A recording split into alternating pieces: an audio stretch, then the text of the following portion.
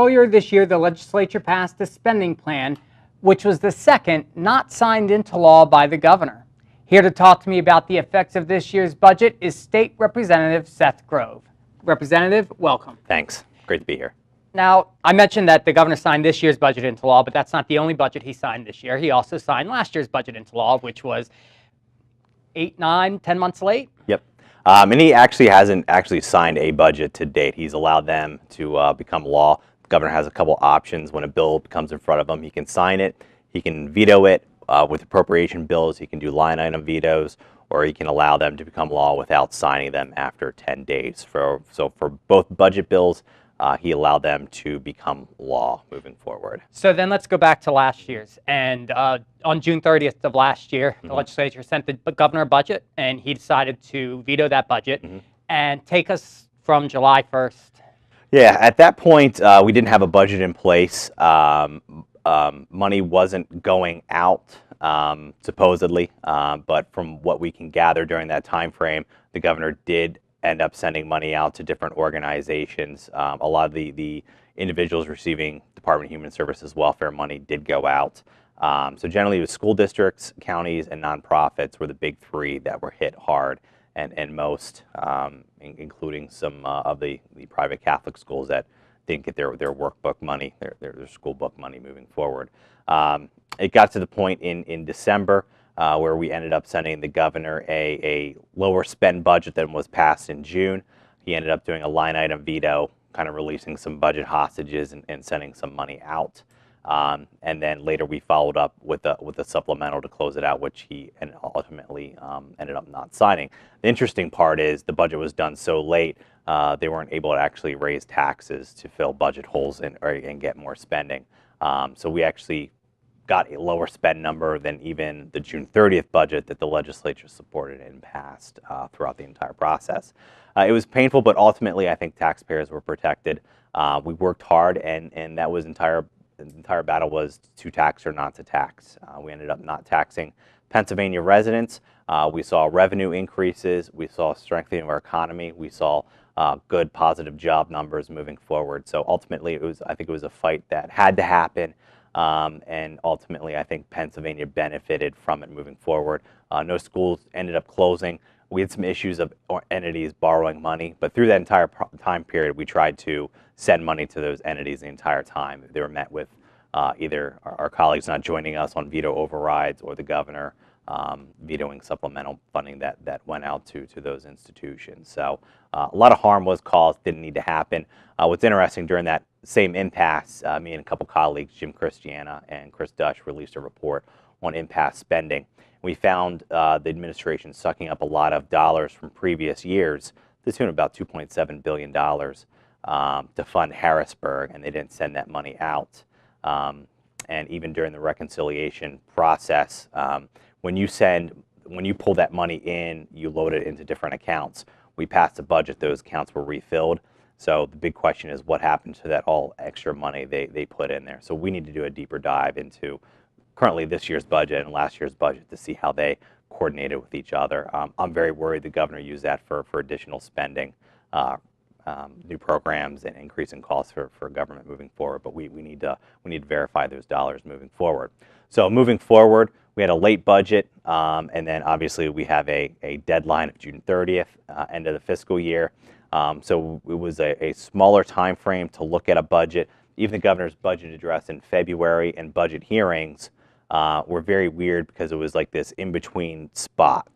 He didn't, Never happened before. Yeah, he never really gave a budget address. It was mostly a lecture to the General Assembly. Well, before we go into that, I just want to touch back on something you mentioned about last year's budget, and that was the governor bringing in extra money, filling up certain accounts and sending it out. And we've heard reports, from various news agencies that there was some spending going on, and a lot of it was, discretional spending that really didn't need to happen, by the end of the fiscal year, or really by the end of the next fiscal year. Yeah, if you look at Governor Wolf's spending between July 1st and October, and Governor Corbett's spending that same time frame, the same year, there wasn't a lot of dollars off.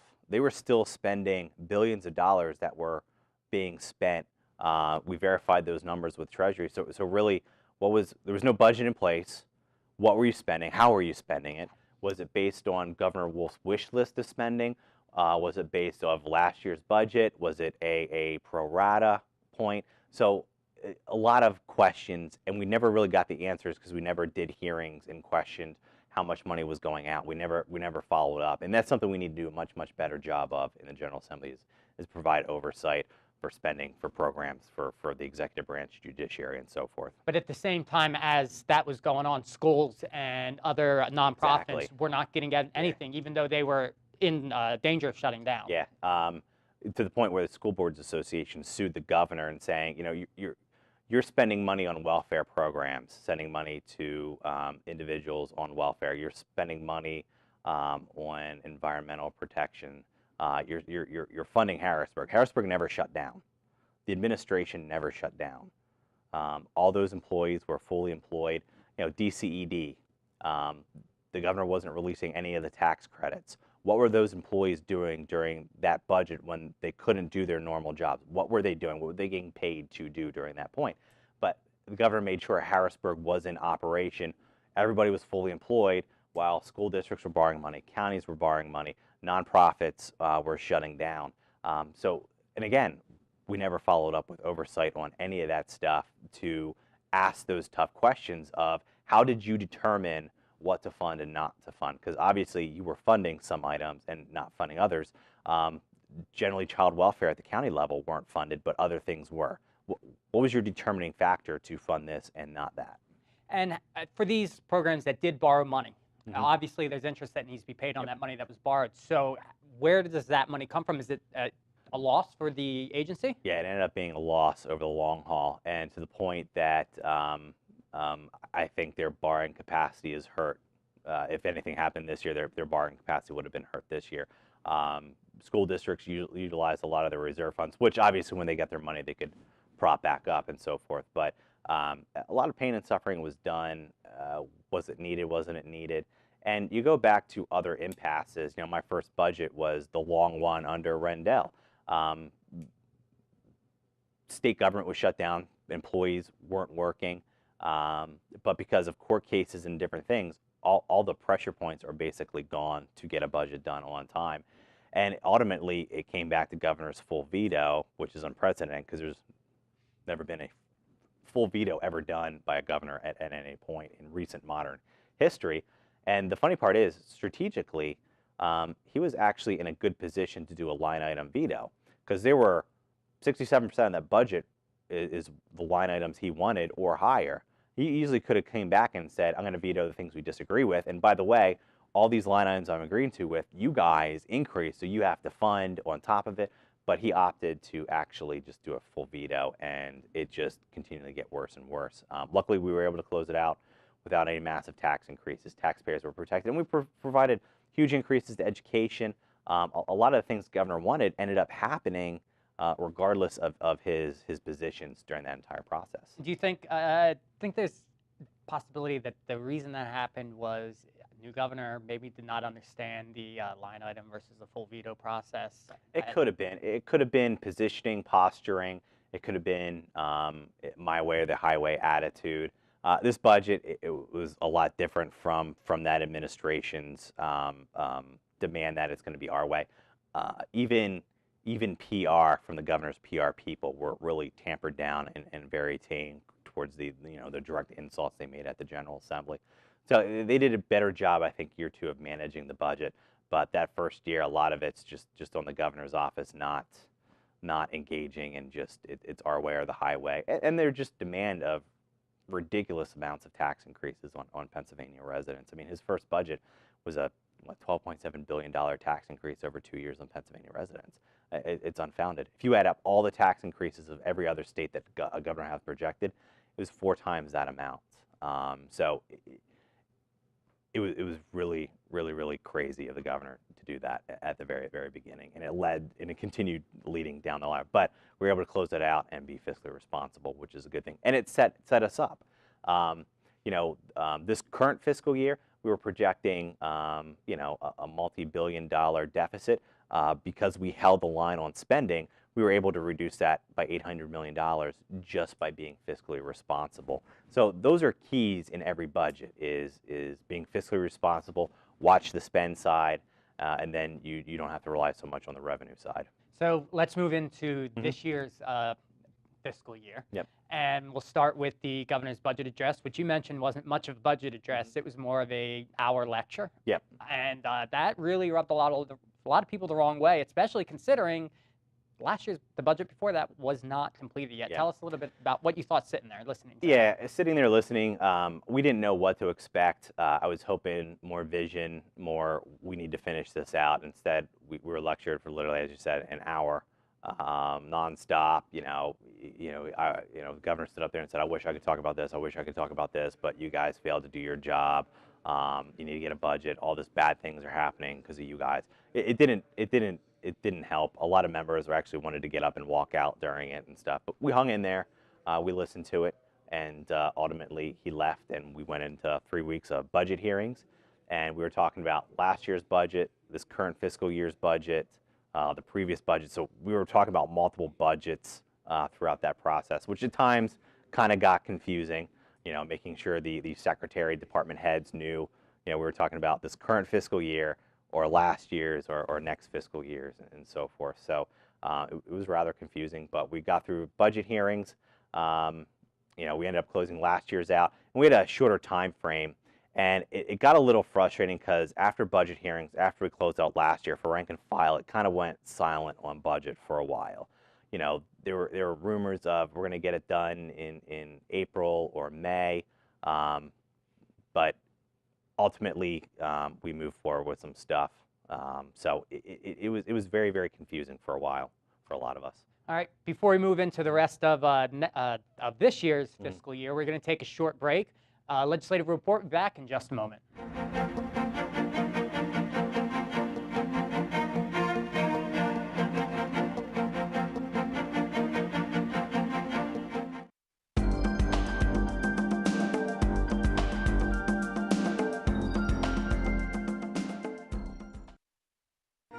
Did you know that Act 16 of 1999 honors one of the greatest leaders in the Pennsylvania House of Representatives?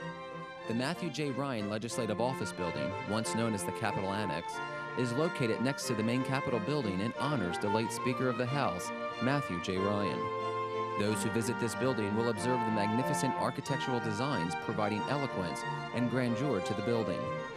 Known as one of the greatest members in the history of the Pennsylvania State House, Matthew Ryan started his career in the legislature in 1963 and was elected Speaker in 1981.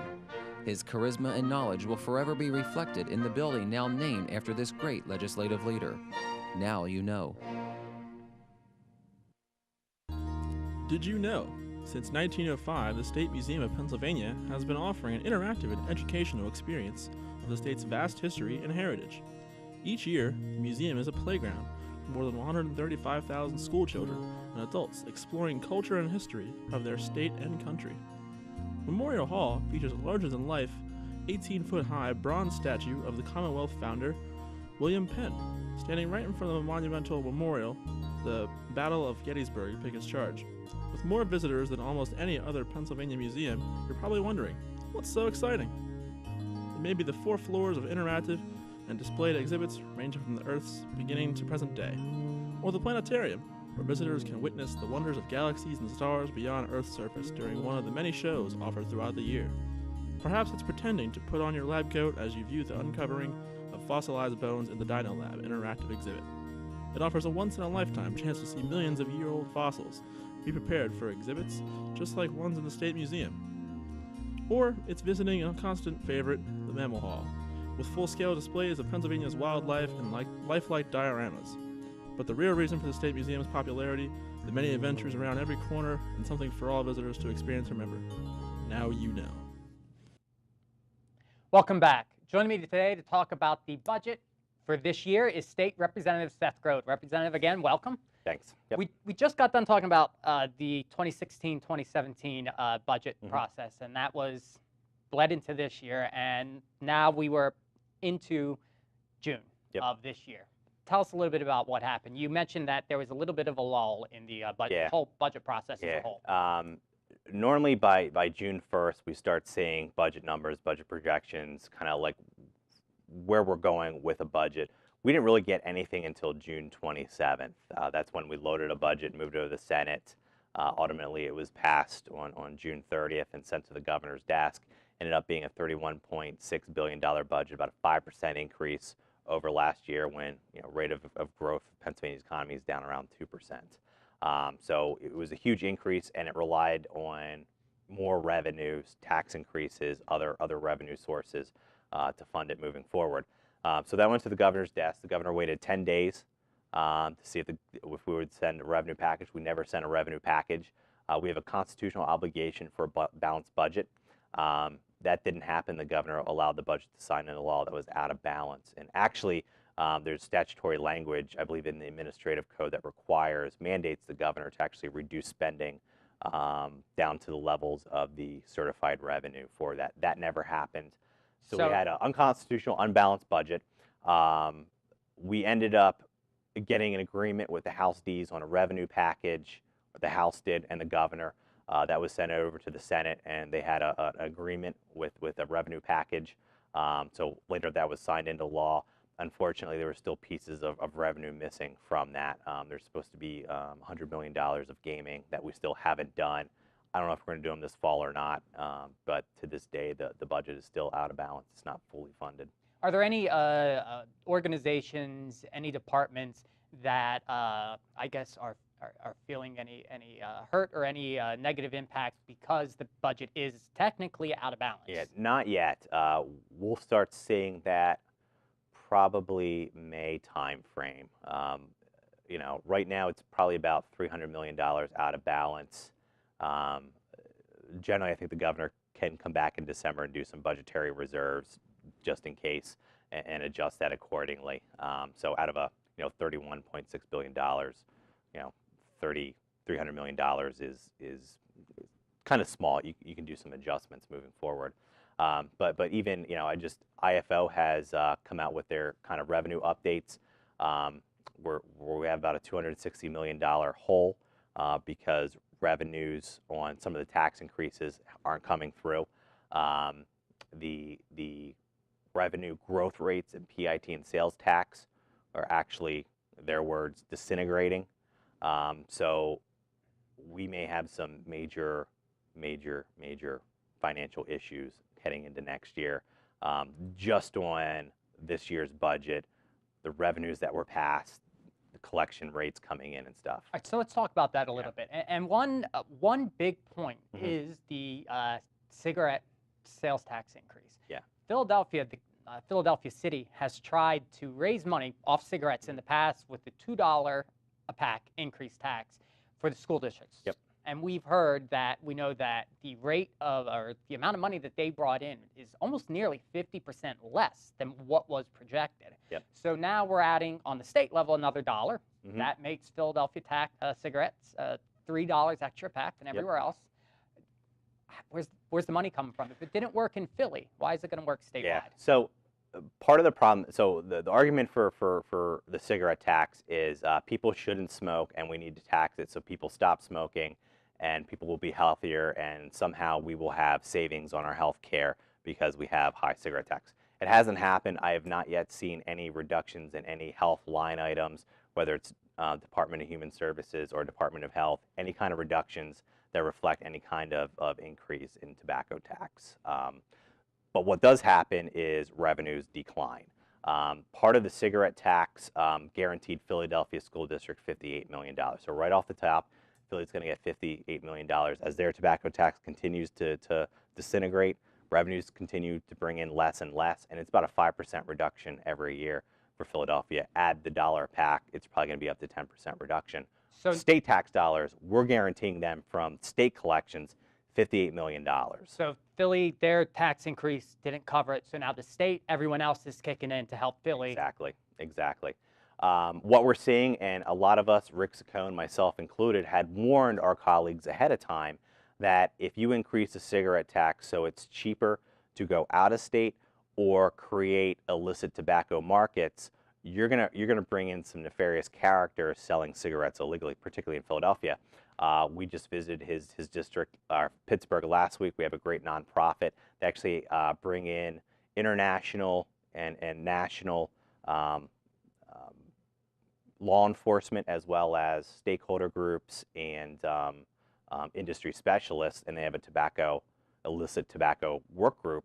They're already seeing illicit cigarettes from New York, which has the highest cigarette tax, being redirected down to Philadelphia. And all that's going to do is reduce our revenue. We don't know where this money's going. There are cases in Philadelphia where $770,000 went to Yemen. Cash to Yemen disappears. And you got to remember, terrorist attacks are not costly. The 9/11 attacks costed $500,000, according to the 9/11 report. And this isn't just in a matter of 3 months that this is happening. This is happening right now as we speak. The illicit tobacco market is happening in Philadelphia.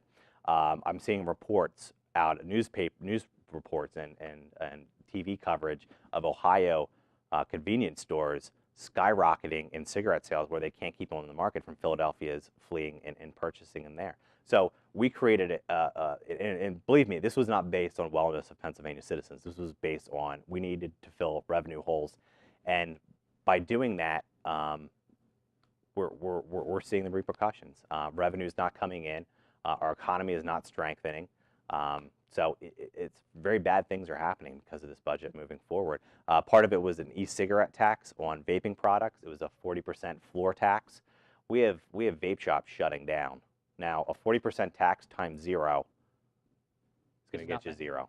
So if you don't have sales, you're not going to get money. So and coming from being a Republican, this is the worst thing we could possibly do, is shut down small business, the backbone of our community. These individuals sponsor local charities, local community events. We shouldn't be in the business of shutting down business moving forward. And let me tell you, if you're another business entity, what's going to stop us from going after you next? So I think as bad as it is, hopefully it opened individuals' eyes of the repercussions of taxes on businesses. Hopefully moving forward, we realize that. Hopefully we can help them change that structure. So it benefits those small shops moving forward. We can keep them open and thriving, hiring people, paying taxes, etc. So I think we're seeing the repercussions of these taxes. IFOs, again, showing decline in sales tax, PIT, CNI. Those growth rates are shrinking, which is bad news for next year. And let's just talk a little bit more about that, the vape shops. October 1st, they're basically expected to provide the state with a check, 40% of what they have in stock. Yeah, their inventory. Some of these stores have close to $1 million in inventory if they've been open for 15 years. Yep. And they're, I've spoken to some of them, and they're very confused about how Governor Wolf, a small business person, could see this as a good move for small businesses. Have you heard any frustrations from that community and from other users? I've heard it from consumers. I've heard it from business owners. I have small vape shops that shut down in my district, literally close their doors. They're not in business anymore. And it's the worst thing we could possibly do from an economic standpoint, from a policy standpoint. That should have never happened. What we do shouldn't have a direct result on our economy in such a negative way. And it's I mean, some of these guys have to cut it because it's on their inventory. Some of these larger ones are shifting inventory out of state to try to reduce that liability. Others are having just huge sales. I'm going to tell you what they call it. It's not nice what they call it, but they're having these huge sales to get rid of their inventory. Some are just shutting down. They have to really, October 1st, cut a check to the state. Some $1 million, some $50,000.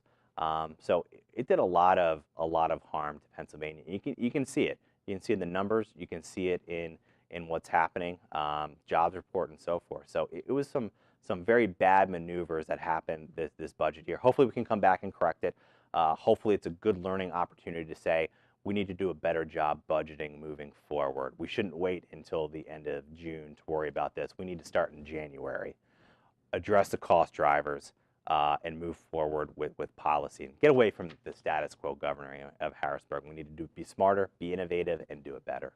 Okay, we only have about 3 minutes left, but before we get on to talking about some events you have coming up, I wanted to ask you about the Taxpayers Caucus. This was a caucus created by you and Senator Wagner. And recently, there was a report put out by the caucus briefly, can you give us a little update? Yeah, after the impasse, Senator Wagner and I discussed we need to get people together, educate them on the budget, and find like-minded individuals that want to find out-of-the-box, innovative ways to balance budgets without having to go back to the taxpayers every time. We found over $3 billion in cost savings and other revenue sources outside of taxes to balance our budget. We were promoting budgetary changes like performance-based budgeting, and made some suggestions on policies to grow our economy. When you grow economy through private sector, you're going to naturally grow revenue. So it's a great report. It's on my website, and I look continued for working with Senator Wagner and my colleagues on the Taxpayers Caucus. Okay. I only got about a minute left. However, I understand that you have some events coming up in the district. Can you give us a little update on what's going to be happening? Absolutely. I'm hosting numerous events this month and in October to better communicate with constituents, and I hope to see you there. Later this month, I'm kicking off a series of citizens forums during which I'll give updates on numerous legislative issues. Residents are encouraged to ask questions during the robust dialogue. This first Citizens Forum will be held at Seth Grove Borough Building, 1 Campus Avenue, on Thursday, September 22nd. On Thursday, September 29th, at the West Manchester Township Building, 380 East Berlin Road. The last one will be Thursday, October 6th, at the Dover Borough Building, 46 Butter Road. All Citizens Forums are from 6 to 8 p.m. I hope to see you there. Also, Senator Scott Wagner and I will be teaming up to hold the first ever state budget challenge, during which you'll be able to formulate your own version of a state budget. Attendees will be given an overview of the budget process before being split up into small groups and tasked with coming up with a state budget. They will consider various policy options and will have to decide whether to make cuts or raise taxes. The State Budget Challenge will be held at 6:30 p.m. on Wednesday, October 12th at the Shiloh Fire Hall. That's 2190 Carlisle Road in West Manchester Township. Please RSVP to my office by October 7th, and that phone number is 717-767-3947. All right, Representative, seems like you got a lot going on in the district, and while we're running out of time, I just want to thank you for joining me today. You and Brian Cutler are some of the best people to talk about budget. Your constituents are very lucky. I feel like we could probably go on for hours about this. Absolutely, and it's important. The most important thing we do is pass a budget because it sets the entire policy doctrine for the state moving forward. All right, Representative, good luck moving forward, and hope to talk with you soon about what's going on for the next fiscal year. Will do. Thank you. That's all the time we have for today's program. If you have any questions or concerns about today's program, contact Representative Grove's district office. The contact information will be on the screen in just a moment. Thanks for watching. Please join us again for another edition of Legislative Report.